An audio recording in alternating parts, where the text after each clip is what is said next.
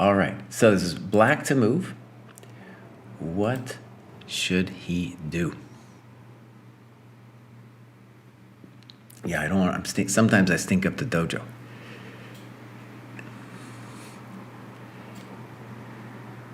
People are talking about rook a8, rook a6. Yeah, rook a6. First question would just be like, what are you going to do after rook e6? And then I guess rook a8. I don't know if I get it. What about just like king c6? Simple problem. If white wins either the f pawn or the b pawn, it's going to be a hard life, right? Yeah.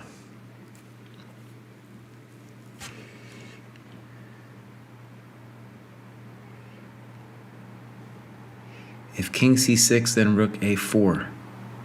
Well, what if you just play king takes pawn, right? It's still not going to be an easy life. All right. Now, one of the things, let me just say this. One of the things that's been a bummer about the U.S. chess school is people have sometimes been afraid to speak. I think Aryan's ready, though, so I'm going to ask him. All right, Aryan, what do you got for us? So I have this funny idea where you go king h5. Uh-huh. So then king c6.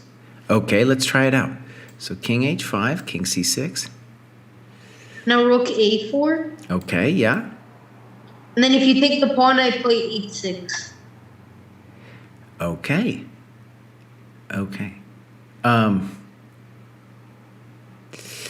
Okay, cool. No, I think you basically got it. I'm trying to see if there's a slightly different move order that I imagined it with, but I think yours is fine. So I was thinking you'd play, like, honestly, I don't think the move order matters, right? Like king takes, h6, and then you got it. You could play rook a4 first, too, I think.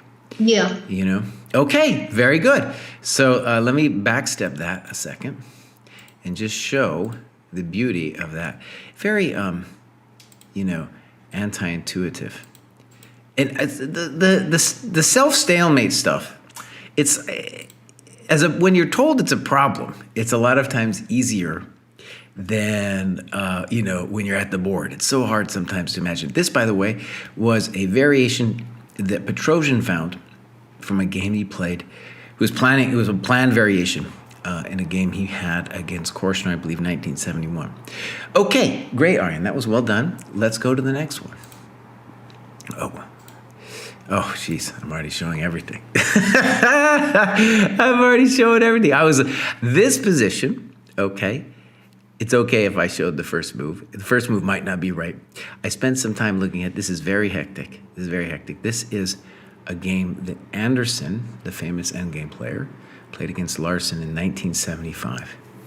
And I think one of the things I want to stress with this when I say Endgame tactics is, there's no firm division in the middle game either between strategy and tactics. But in the Endgame, more so, honestly, than in the middle game, it's possible to really do some deep lines, especially with pawn endgames, but also in a variation like this.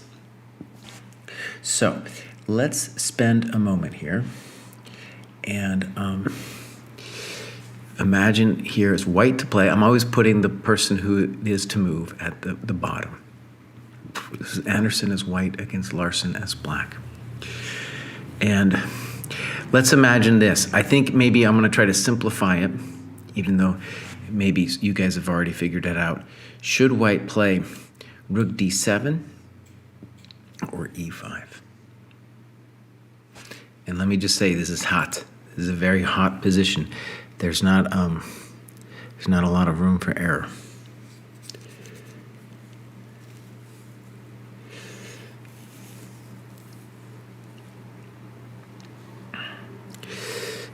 Any thoughts on this one?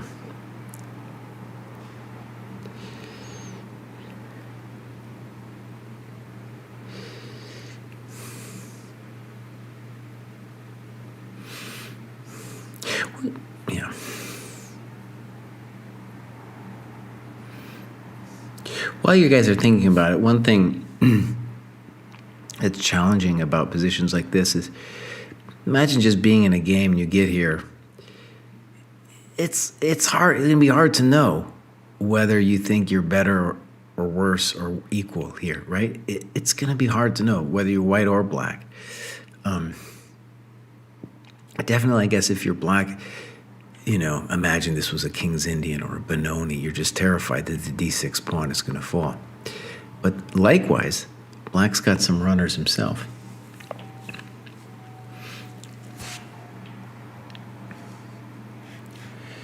Okay, who would like to take a shot at it?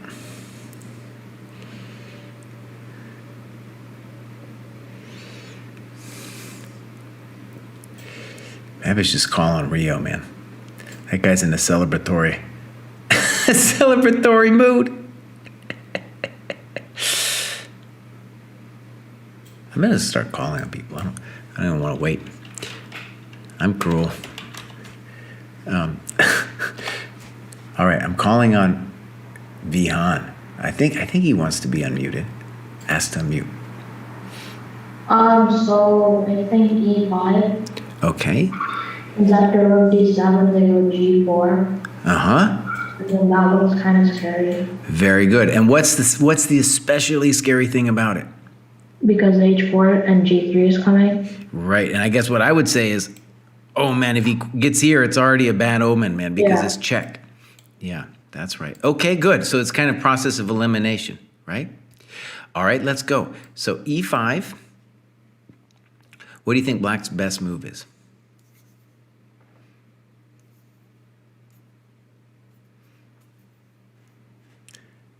Oh, behind, step down. All right. Well, hold on. I'll bring him back. We're not. Let me just say, this one's I complicated. don't know what black's best. How about I play H4? And the hint I want to give you is I really want to get down here to this square, so that it comes with check.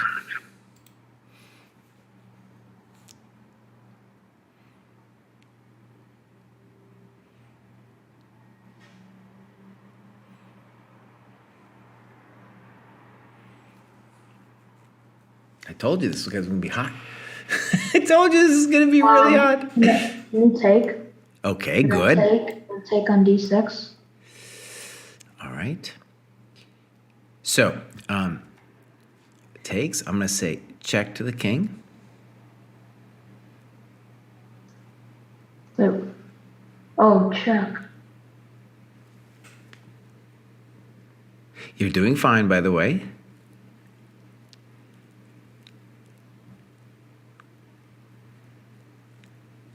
Got to go like king E3, right? Yeah, king D3. Now, I don't think black can take out. That's a real runner. Yeah. So boom, boom, boom. Now you're doing great. Try to find this move we could call strategic. Try to find what Anderson played.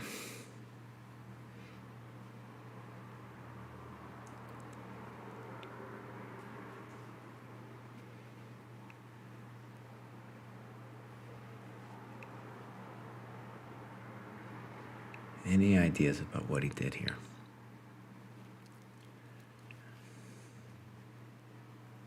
Maybe D7 and then king D4 and king C5 and the rook goes to D6. So let's imagine D7, rook D6, king D4, king F6. King C5? I'm the taking your rook's rook. moving. Yeah, I'm taking your rook.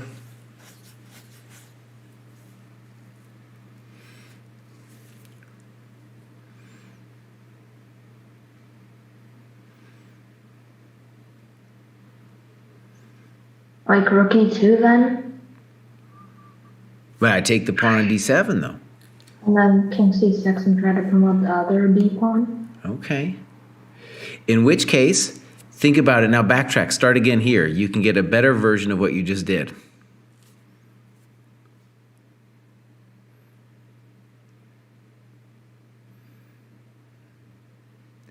This next move I would truly consider strategic, even though it's all mathematical at this point, i.e., it's all possible to calculate it out. Maybe, like, is it like king d4 first? Very good. King d4.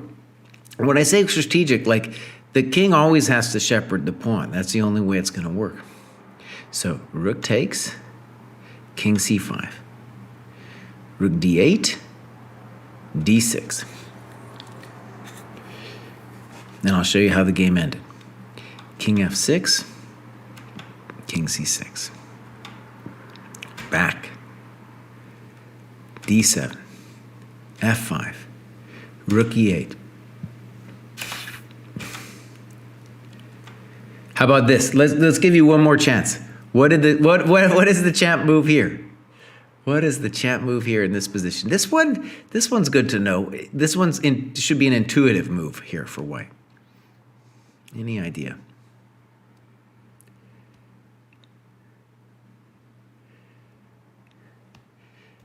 King e6. So in all these endgames, pawn endgames, but also these ones, you want to shoulder the black king, the opponent's king.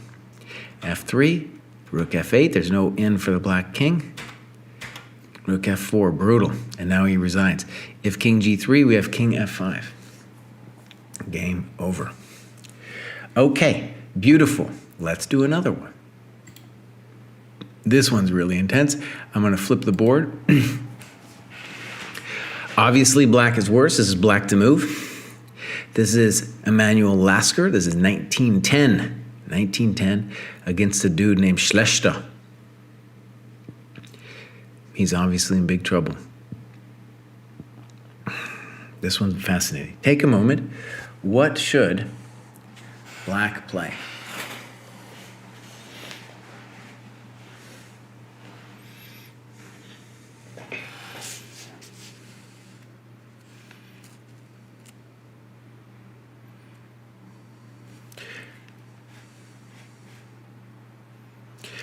I don't see anyone in the waiting room.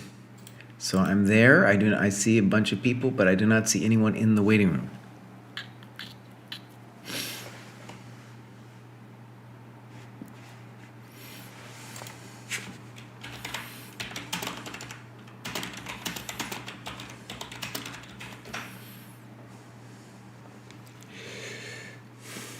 Okay.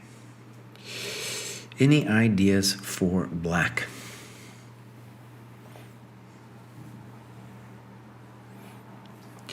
Some people complaining. They feel they're bad at endgames. I want to say I was terrible at endgames as a kid. There's something that requires a little bit of practice. And the golden rule is if you have no idea what's going on, just try to be active.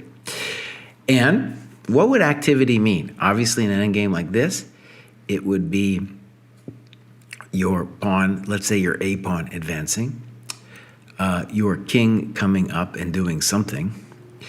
And the king can also be active, let's say, talk about the black king, from a defensive posture too. And so imagine if you're trying to reach a Philidor position, even if you are the defender, activity means being in a blockading position to your opponent's pawn. Okay.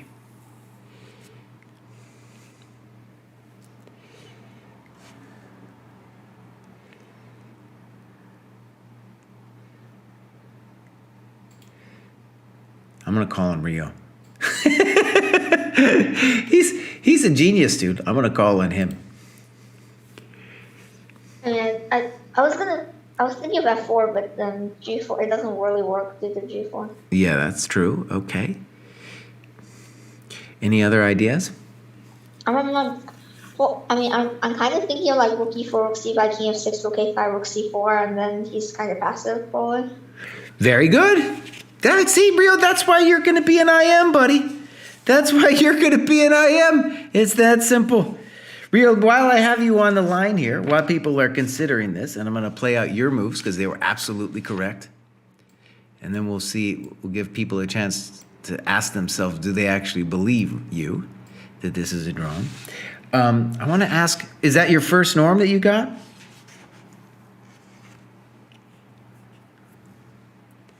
Here, let me re-invite him here. Rio, is that the first norm that you got? Yeah. Yeah. Cool, man. And how old are you now? Almost 12. Almost 12. Dang. That's genius. That's genius, man. And do you have, what's your next tournament coming up? Southwest. Okay, brilliant. Brilliant. I'm so happy for you, man. That's great. And a lot of times, you know, I'm on here and it's weird, of course, to be teaching a class virtually because then I don't see people's faces and stuff. I knew Rio's name instantly, though, because he's always raised his hand in these situations. All right, so absolutely, this is the answer. Now, notice that Rio wasn't 100% sure that this was the answer. If I was playing black, maybe I wouldn't be either. But let's take a look at how the game went, because it is true, it's very difficult. It could still go wrong for us here. So white check, back and forth a bunch of times.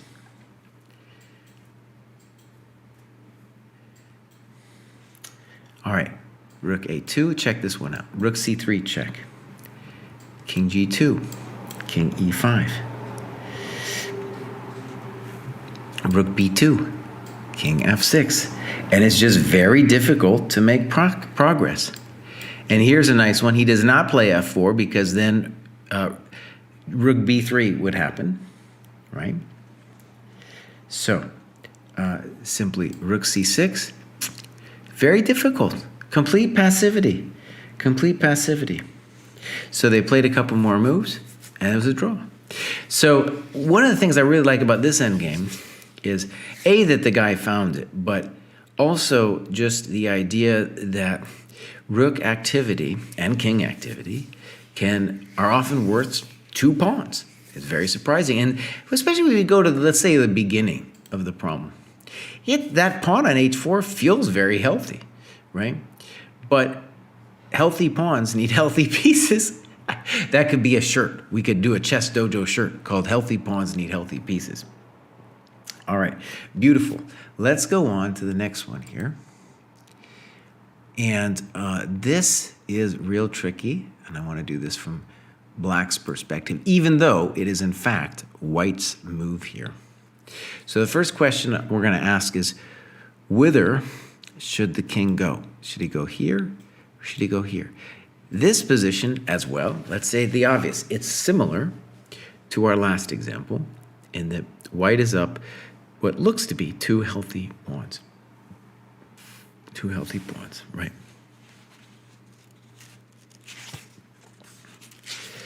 Any ideas here? I would say don't guess it right away. People in the chat are guessing king c2 probably. The issue with king c2, let's say it, is that rook d3 is going to happen. And then counterplay is going to start, right?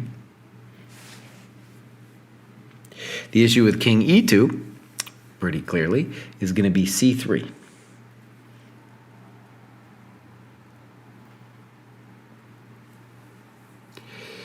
And it's true. That once that pawn hits c3, it's rough.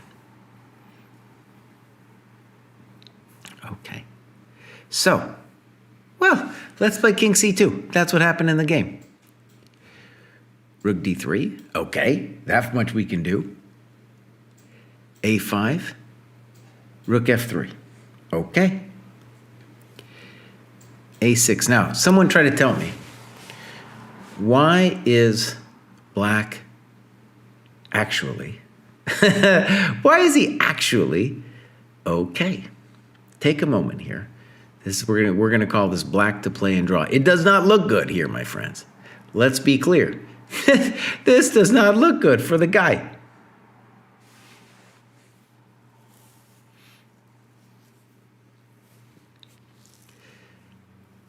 Would anyone like to take a shot at this? Is black to move and somehow hold on to this position?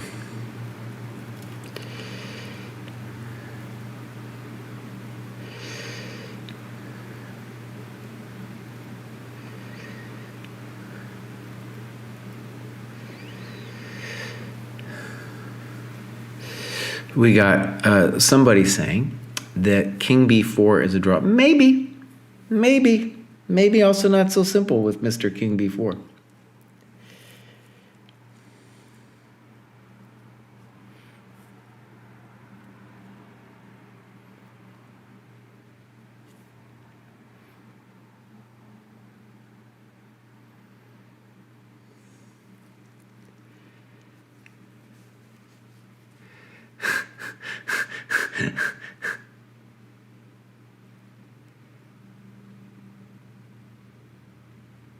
Oh, someone got it. Hold on, let me call on that person because that was genius. They put it in the chat. Troy, I'm gonna call on you, buddy. Let's do this. Dang, Troy got it pretty quick, dude. I didn't give Troy that much time. And then we'll see if Chess Lattes, if there's a problem with Chess Lattes one. All right, Troy, what do you got for us? I got a rook f2. The only place they can go is to a3, so let's just keep checking them. So like, it's that square. Then we go to rook f3. They have to go king a4 if they want to play for any advantage, and then we go rook b3. Very nice. And this is just a genius one. This is pure genius, man. Look at this. a7. You do the honors, Troy. Yeah, we go rook b4. Yeah, rook b5. Look at that. We check him to death. Very nice, Troy. Now, Troy, maybe you can help me out. We had a totally legitimate question over here. Namely, I think it was here. And we got a question, king b4. Is there a problem with king b4? It does look a little bit like a draw. Any ideas? Yeah, maybe unmute. I believe there might be king d1 problems. Maybe there's maybe something like that. Okay, so like king d1 right now. Possibly, yeah. Yeah, good. The other thing that I was thinking, I'm not 100% on this, but I could go maybe rook a4, snip, a7. And there's rook f8. I'm gonna get there. Oh, you have rook f8. Oh, that would have been terrible move, Kraai. That would have been a terrible move. But maybe we can use that idea in your variation, because we could say king d1, and then if he gets to be a fancy pants with this, then we could do rook a4. Yeah, that actually seems like it makes sense. Yeah. See, I needed your help to solve that one, Troy. That was good. Okay, very well done. Let's do another one. Okay, my friends. Oh, this is white to move. And I might do a little bit of blah, blah here, because I do think we should give a moment to think about this problem, position. Let's begin. I'm just going to say some obvious things. Black playing this position. You can imagine being in this position yourself. You're saying, hey, yeah, I don't have as many pawns as you, buddy, but I got a beautiful rook. It's defending a7. It's attacking a2. I should be fine. Plus, my king is looking pretty good. White king not looking so hot. So, we need an idea here.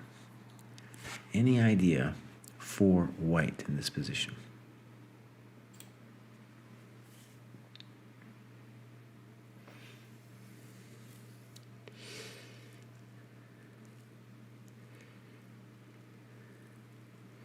Any idea? Let's see something here. Oh, okay, hold on. I had a waiting room issue, but I just solved it. You guys, I'm almost 50. I can't do all the technological things. No, especially when I'm multitasking. It's hard.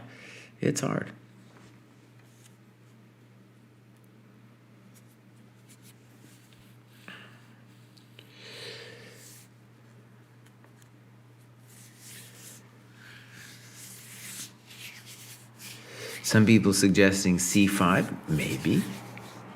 Some people saying king h2, maybe.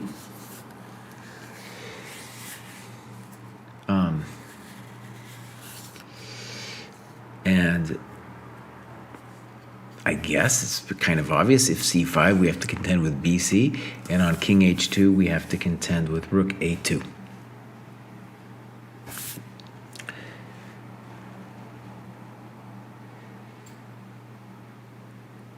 Now I think I'm gonna try to call on Roger here.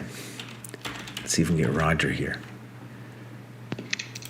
So first of all, you want to create a mating net with h4, and if the king takes, you play rook g6. Now rook g5 doesn't work due to g3, king g4, and then f.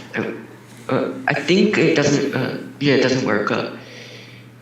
I think the trade would be winning for white, but if black plays rook takes a2, then you don't want to play king h2 immediately because rook f2 pins the pawn. But now you can play f4, f5, f6. The purpose of it is to deflect the rook, and then after king h2, and then the rook will eventually have to move to prevent promotion, and then you play g3 mate.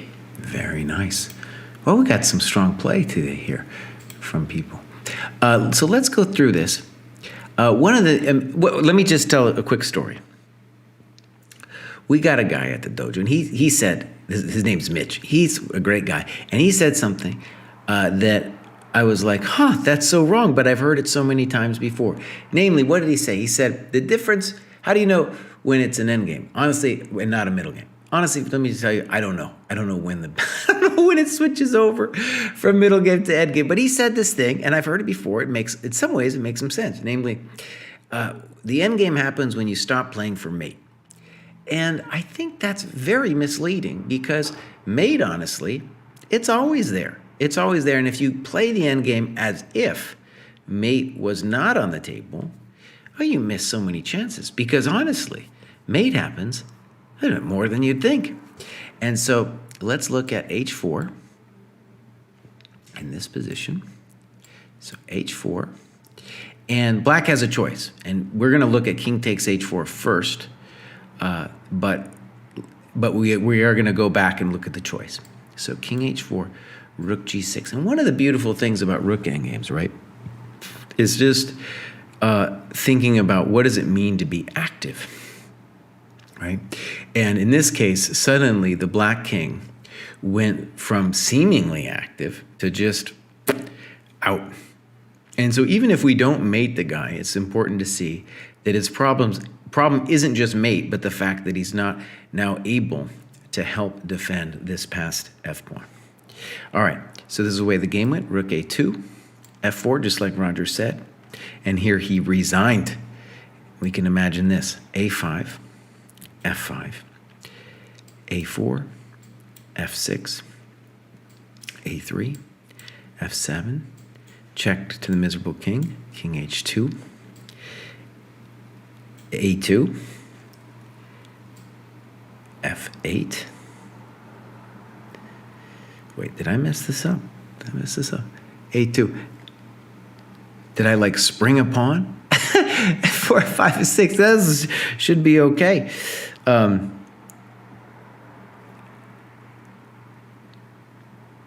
I see. Yeah. So here we're gonna go f8, and then we go here, and then mate is coming next. So there's nothing to do. Now let's go back. And the interesting point of what white's play is, I think, that let's say you go king g4. Well, we're still going to give you a check and go here. And now we can play rook g5. So that's no good. So king f4, and then boom. And the key point is, I think, that we've now pinned the rook on a5 to the pawn. Now, is this a complicated ending? Yes. And this wouldn't be something to, I think, it's something you could say, all right, I know for sure exactly how this is going to go down, at least when you're playing a game.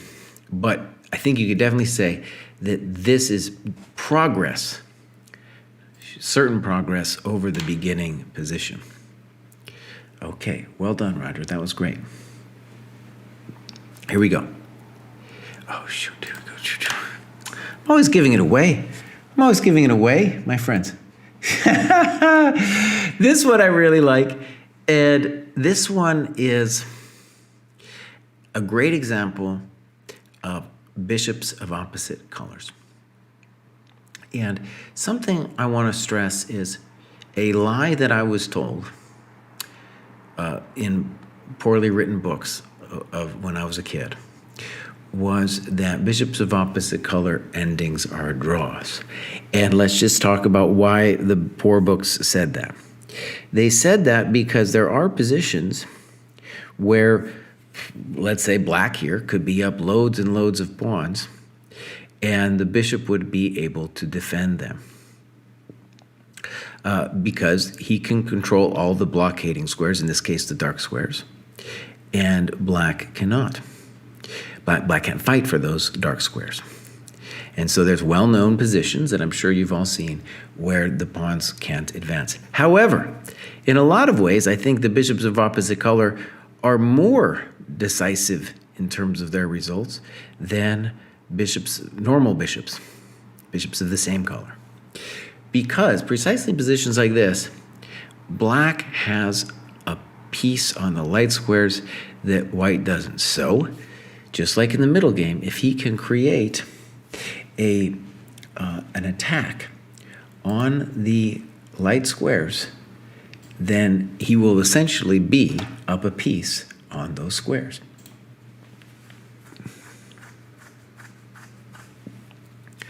Okay. So, any idea for white here?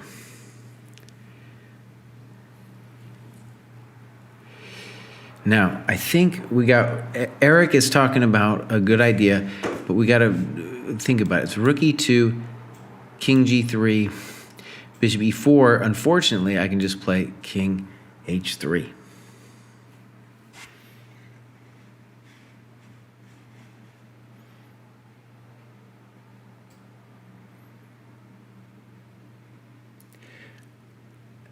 Someone says I miss mate. It wouldn't be the first time. It wouldn't be the first time. That's, you know what, I know what I did too, is that I was, anyways, I know what I did. It wouldn't be the first time, I know.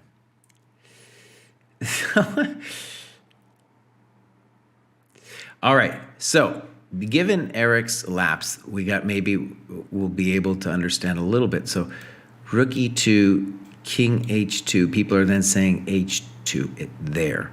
Though, then we have rook h1 as a problem, i.e. what are you going to do about losing the pawn?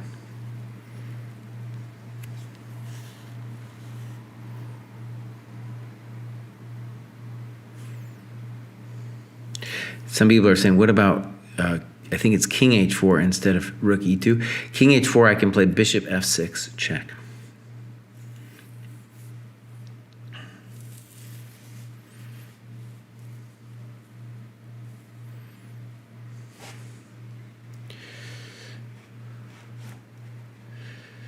So, one interesting idea. Sefer has an interesting idea. Sefer actually earlier was like, oh, I can't play endgames. Well, maybe he has an interesting idea. Let's get him on here. Let's get old Sefer on here, see if we can make his idea work. Oh, I thought that rook e2 check to play g5 would be a good idea. If he goes like bishop d6 or any move, I'm going to play g4 and bishop e4. Very interesting. So let's go through it a little bit.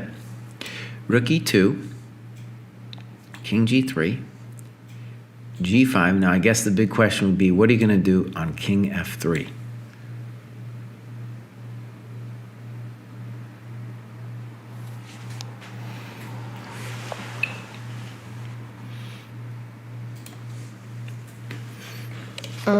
Maybe I would play, can I play?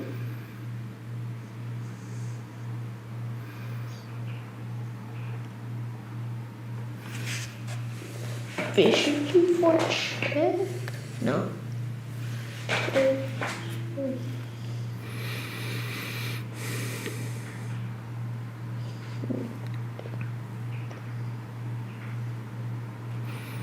While Sefer's thinking about it, I want to say something that is so fascinating to me about these bishops of opposite color positions. Let's just say the obvious. The bishop on e5 getting blocked by his own pawn is a big deal. It hurts him that the pawn is there. Sefer, you got an idea? think it works, but I was thinking about rook g2, but it probably doesn't work yet.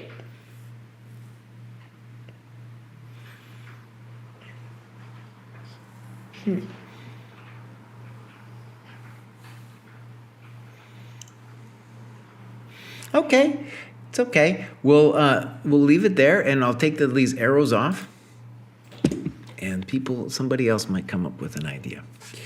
We got, I think it's Troy. Troy, yes, you can talk. I don't know if I need to invite you, but I'm gonna invite you, buddy. It's let's move, right? Yeah. All right. So yeah, I was thinking bishop g7. Wait. It's white, but black to move in this position, right? That's black in this position. Okay, never mind. Okay. Any ideas here for black? One thing, by the way, I really admire about this particular fragment is there's, I think, a lot of players, the end of a long game here, and you could rationalize yours to yourself. You could say something like, this is a draw, man. There's nothing I can do here, you know? This player, by the way, it's kind of interesting. His name was Vasyukov back in the day. I read a book about him recently. Yeah, old-time Soviet guy. One of the guys they never let out of the country, you know? They were like, dude, no, you stay here. You stay here. You can let the other people go play in international events, buddy, but you're going to stay here. Anyways, champion of Moscow many times, Vasyukov, playing black here. Okay.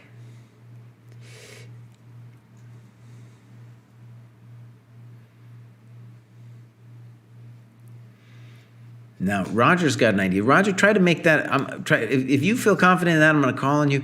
Try to make it as precise as you can.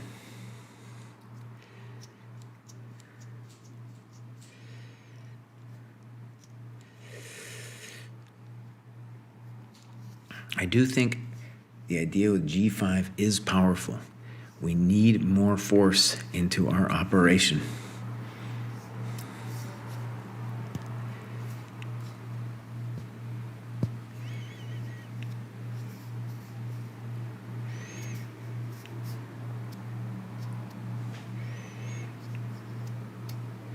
All right, Madison, what's your idea, buddy?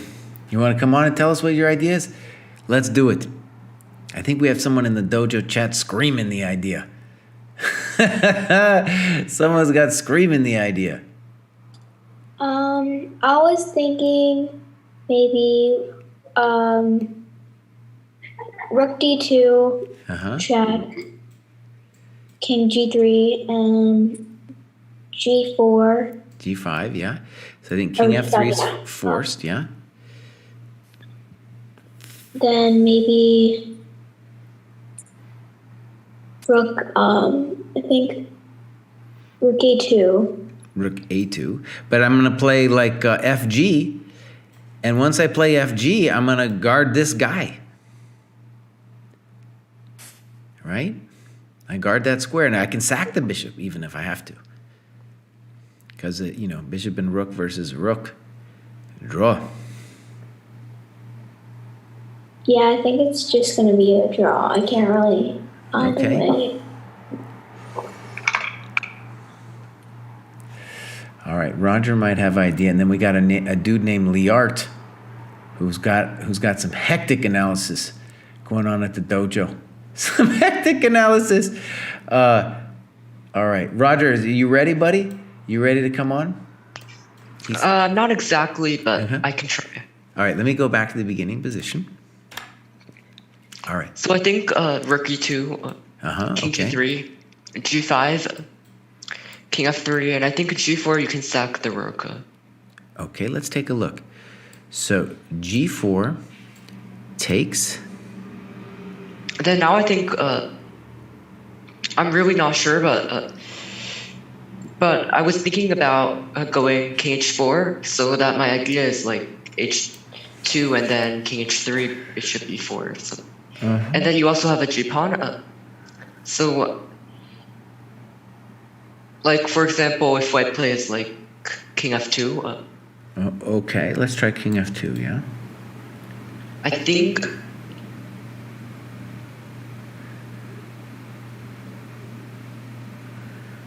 It's hot. It's definitely hot. It's not easy, but I think. So let me just say what you're Yeah. thinking. I'll just say a couple variations for people to think about. If G3, I can go snip, H2, and I just go back, unfortunately. Yeah. And if H2, I think my first question is going to be, can I just go King G2? That's going to be my first question. Now, there might be some way for you to nail me. It's true. It's true. Like that bishop is going to show up and hurt me in some way. But my rook hopefully will be able to guard whatever square. Like if you threaten to go to here, I'll try to guard it. Now, am I certain about that? No, but it's not easy. Okay. Now, I want to give you, Roger, a chance. Think about it. You're so close. How can you improve your idea here? There's a stunner of a move right here, basically doing your idea.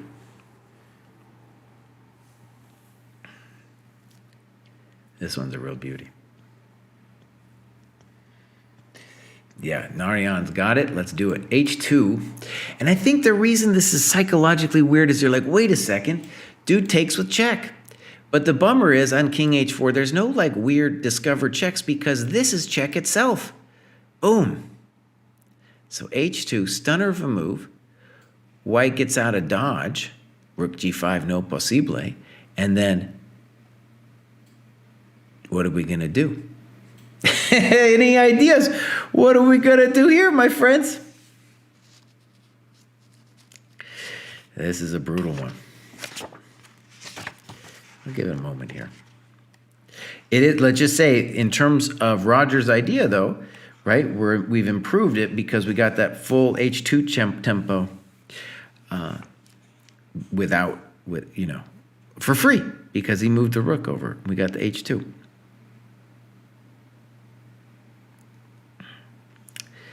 All right. Check to the miserable king. Takes.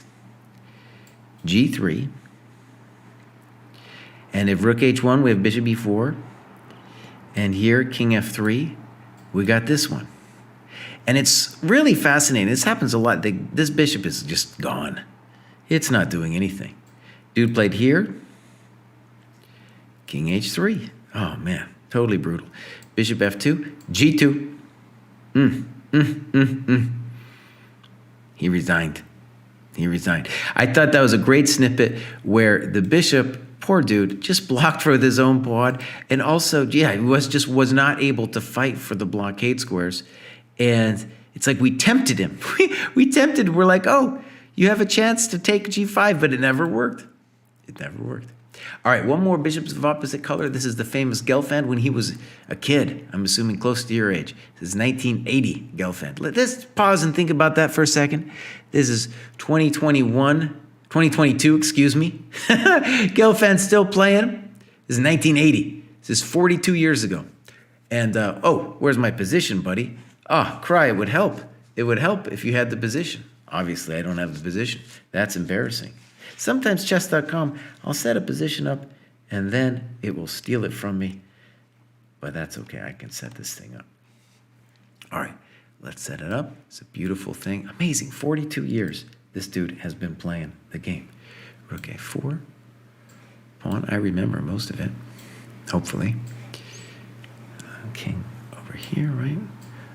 Pieszka. Pawn. Rook. This one looks like we'll never win. This one looks like we'll never do it. All right, so it's white to move and win. Narayan says of the last problem, saddest bishop in the world. Indeed, it was a very sad bishop.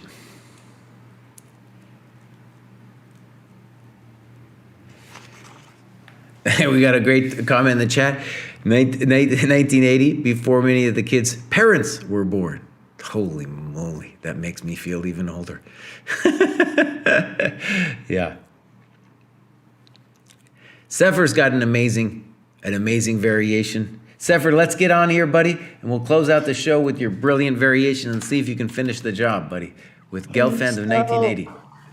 I thought that the move would be rook takes e4. Uh-huh. And then when you take bishop b8, Uh-huh. and then king takes e7, Uh-huh. king takes e2, king d8, or d7. If you want to get free of the bishop. All right, let's see what we can do here. King e6, Okay, king d2, king f5, king e2. e2.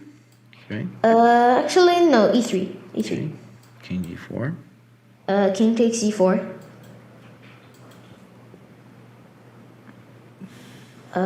Take